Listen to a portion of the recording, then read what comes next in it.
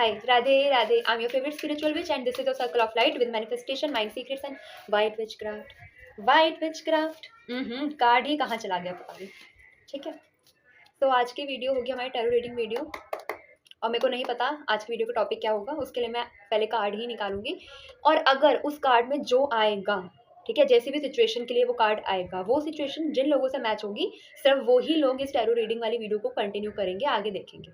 मैं नहीं चाहती लोगों के मन में ना टैरो रीडिंग्स वाली वीडियो देखे बहुत ज़्यादा एक एंग्जाइटी पनपती हुई मैंने खुद ने देखी है.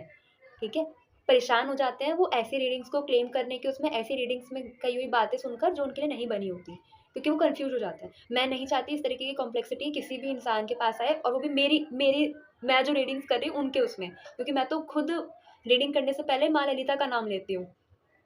तो मैं बिल्कुल नहीं चाहती कि उसके उसमें, मतलब मैं जो भी बोल रही हूँ ना, उस तरीके से किसी के मन में कोई कॉम्प्लेक्स, कोई कन्फ्यूजन क्रिएट हो. ठीक है, दैट्स वाई जो सिचुएशन बोली जाएगी, अगर वो भाई मैच कर रही है तभी आगे की वीडियो देखना, अदरवाइज मत देख. राधे राधे.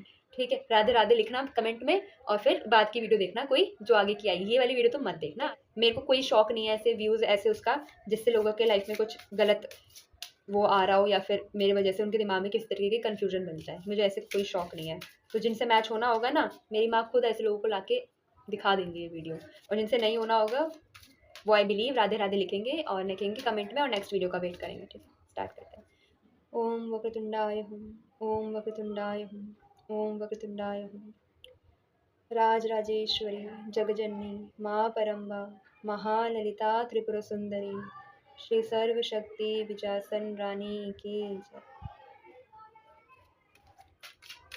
मैं कार्ड्स निकालती हूँ सिचुएशन कंफर्म करने के लिए. सिर्फ 2 कार्ड्स निकालूंगी, ठीक है, और उन कार्ड्स में जो सिचुएशन आएगी, अगर आपकी वो सिचुएशन है तो वीडियो देखना, अदरवाइज आपको पता है आपने क्या करना है.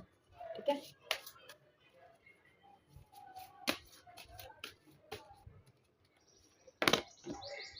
क्वीन ऑफ कप्स आया है एक, तो अलग तरीके से शफल करते हैं इसके लिए.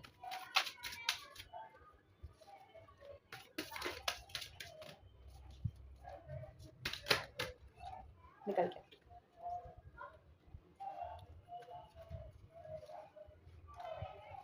मैं नहीं लूँगी कार्ड्स, क्योंकि 3 कार्ड आए थे. ओके, एक ये आया, एक ये आया. सिचुएशन की बात करते हैं. ओके, सो बात करते हैं आपकी करंट लाइफ की सिचुएशन से, जिससे कि आप इस रीडिंग को कंफर्म करोगे. सो पहला आया था क्वीन ऑफ कप्स, और फिर आया ये. बात करते हैं.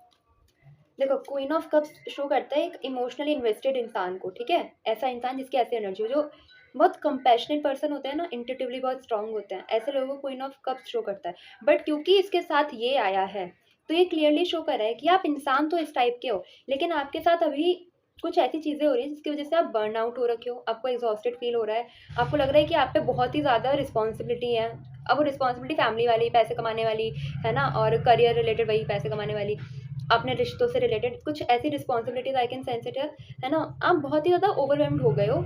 वही ना, थकावट देखो ना आप इसको, कितना ज़्यादा हैवी वेट ले रखा है इसने, है ना. रिस्पॉन्सिबिलिटीज है ये सब इसकी, जिसकी वजह से खुद पे ध्यान नहीं दे पा रहा है इंसान, क्योंकि वो, और उसकी वजह से उसको और घुटन हो रही है. क्यों? क्योंकि वो इस तरीके का इंसान है. किस तरीके का? जो इमोशनली इन्वेस्टेड होता है ना. उन लोगों को ये सब चीज़ें ज़्यादा असर देकर जाती हैं. कंपैशनेट होता है, इंट्यूटिव होता है, इन लोगों को अपने लिए टाइम चाहिए होता है, अपने उस इंट्यूशन को सही करने के लिए, मेंटेन करने के लिए. और फिर ऐसे लोगों के साथ फिर जब इतनी सारी रिस्पॉन्सिबिलिटीज हो जाती है, तो ऑब्वियसली उनको बर्न आउट बहुत ज़्यादा फील होता है, उनकी लाइफ में अप डाउन्स हो जाते हैं. ठीक है, उनको समझ नहीं आता क्या कैसे क्या चल रहा है सब कुछ. ठीक है, और इसमें यही आएगा कि आप कहीं ना कहीं कोशिश कर रहे हो, ट्राइंग टू बी सपोर्टिव, शायद अपनी फैमिली के लिए, ठीक है, या फिर अपने रिलेशन या अपने फ्रेंड्स में, but still you are carrying a heavy bundle of these sticks. और इन सब की वजह से ना, इतनी सारी रिस्पॉन्सिबिलिटीज़ की वजह से, जो आपका खुद का पैशन है, ठीक है, जो आपका खुद का पैशन है, खुद का जो जॉय है, वही वाली बात, आप उसको कहीं बिल्कुल भी ध्यान नहीं दे पा रहे हो, जिसकी वजह से आपकी एनर्जी ज़्यादा ड्रेन हो रही है. जैसे एक एग्जांपल नहीं होता कि अगर मुझे रियल लाइफ में पेंटिंग करना बहुत अच्छा लगता है, और हमें ना हर किसी इंसान को कोई कोई चीज़ ऐसी होती है उसकी लाइफ में, जब वो थका हुआ होता है ना, तब भी वो करता है, तो उसको अच्छा लगता है ना. मतलब जैसे किसी को कहानी लिखने का बहुत शौक होता है, किसी को पेंटिंग करने का बहुत शौक होता है. एक होता है काम, है ना, एक होता है शौक. जो होता है उसमें भी काम है हमारा, है ना. हम फिजिकली काम कर रहे होते हैं, लेकिन उस काम के बाद भी हमको ऐसा फील होता है कि हम कितना रिलैक्स्ड है. ठीक है, समझ गए? एक होती है रिस्पॉन्सिबिलिटीज जो हम इंजॉय करके, है ना, और एक होता है हमारे खुद की हॉबीज जो हम इंजॉय करके। तो आपके पास क्योंकि अपने ऐसे चीज़ों को काम करने का टाइम नहीं मिल रहा है, जिसकी वजह से आप इनकी प्रेजेंस में अपने आप को और ज़्यादा ड्रेन फील हो रहे हो, क्योंकि जब हमारे पास अपने पैशन को करने का टाइम होता है ना, तो हमारे पास रिस्पॉन्सिबिलिटीज़ क्यों ना हो, हम फिर भी हैप्पी रहते हैं, क्योंकि हमें पता होता है कि एटलीस्ट हमारे हमारे पास खुद के लिए टाइम है। बट अभी फिलहाल के लिए आपके पास वो चीज़ नहीं है, ठीक है। एंड ठीक है, और इसमें ना आप मतलब दूसरों के लिए एज अ इमोशनल रॉक बने हुए हो, ठीक है, मतलब एक्ट करते हो उनकी लाइफ में, लेकिन अब आप वो चीज़ मेंटेन करने के लिए स्ट्रगल कर रहे हो, आप नहीं संभाल पा रहे। ये आपके लिए बहुत ज़्यादा ही हो रहा है, बहुत ज़्यादा ही हो रहा है आपके लिए ये, ठीक है। तो अगर आपके साथ कुछ ऐसा हो रहा है आपकी लाइफ में, तो ही आप आगे की वीडियो देखेंगे। आगे के लिए कि आपके लिए क्या एडवाइस है वो देखते हैं, कि आखिर आप अपनी ऐसी जो करंट सिचुएशन चल रही है आपकी लाइफ में, आप उसको कैसे ठीक कर सकते हो, किस एडवाइस से, आपको क्या जानने की नीड है, ठीक है। 3 कार्ड से निकालेंगे। ओके, एक निकल गया ना, एक साथ दिखाती हूँ, एक और निकल गया। ओए,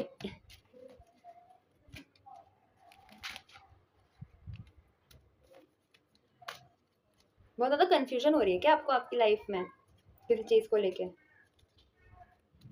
आपका दिमाग शांत नहीं हो पा रहा है?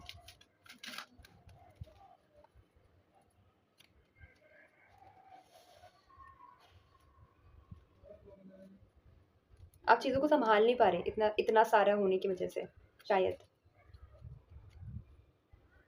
जैसे होता है ना कि आप कैपेबल हो उन चीज़ों को हैंडल करने के, उन चीज़ों को संभालने के लिए, लेकिन फिलहाल आप क्योंकि खुद को नहीं संभाल पा रहे हो, इतना ज़्यादा चीज़ें हो गई हैं, तो आपके हाथ से बाकी की चीज़ें भी छूट रही हैं। पता नहीं मैंने ये क्यों बोला। ठीक है, थर्ड कार्ड भी आ गया, दिखा देती हूँ। पहला कार्ड है ये, दूसरा कार्ड है ये, तीसरा कार्ड है ये। बात करते हैं। पहला कार्ड था आपका नाइट ऑफ वॉन्ड्स, फिर दूसरा आया था द हैंगमैन एंड तीसरा आया था द किंग ऑफ कप्स। बात करते हैं इनके बारे में डिटेल में। देखो, मैं क्या करूँगी ना, पहले आपको व्हाट्स कमिंग के उसमें बताऊंगी कि क्या होने वाला है आपकी लाइफ में, और फिर उससे रिलेटेड आपकी लाइफ में क्या एडवाइस है कि आपको कैसा क्या करना चाहिए, ठीक है। सबसे पहले ये नाइट ऑफ वॉन्ड्स, देखो ये ना एक ऐसी पर्सनैलिटी जो बहुत ज़्यादा चार्मिंग हो, अट्रैक्टिव हो। ये कहीं न कहीं ना ऐसा दिखाता है कार्ड कि आपकी लाइफ में कोई ऐसी पर्सनैलिटी वाला इंसान आने वाला है। बट मैं यहाँ बोलना चाहूँगी, हो सकता है कि आप भी खुद ऐसी एक पर्सनैलिटी बन जाओ, ठीक है? या फिर आपकी लाइफ में कोई ऐसा इंसान भी आ सकता है। पैशन, एक्साइटमेंट, इस तरीके का कुछ आपकी लाइफ में एंटर होने वाला है, या फिर sudden opportunity for any kind of change, या फिर ट्रैवल।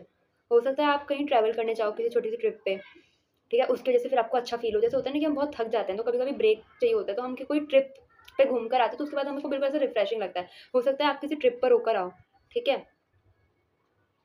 आपकी लाइफ में कोई चेंज आए, किसी तरीके का, ठीक है? ये इसकी पॉसिबिलिटी है। मतलब ये दिखा रहा है कि आपकी लाइफ में ये हो गई है अभी अपकमिंग डेज़ में।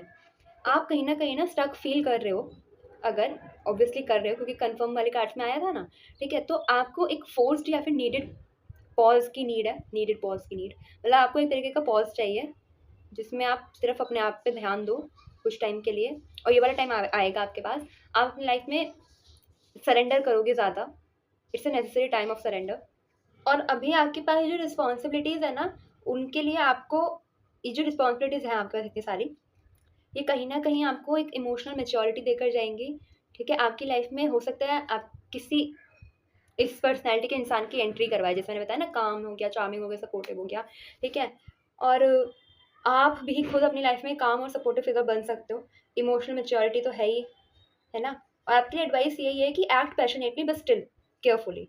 चीज़ों को उनका देखकर, सोच समझ कर एक्ट करना, ठीक है? और जो रेकलेस बर्नआउट होता है ना, उसको अवॉइड करना। बेफालतू में एग्ज़ॉस्ट होने की कोई नीड नहीं है। Take your time, take your space, and if you feel stuck, so do not force any kind of situation. अगर आपको स्टक फील हो रहा है तो भी काम करने की कोई नीड नहीं है। थोड़ा सा ब्रेक लो, उस चीज़ को जैसा वो फ्लो हो रहा है वैसा फ्लो होने दो, ठीक है?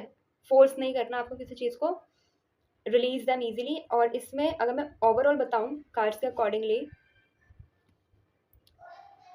तो अगर मैं आपको ओवरऑल इसमें बताऊं ना, तो ये यही कह रहे हैं cards that you are becoming that master of your own emotions, and also situations will be in your favour for sure. तो या this is all for your reading. अब हम टैरो कार्ड्स के डेक को थैंक यू बोलेंगे.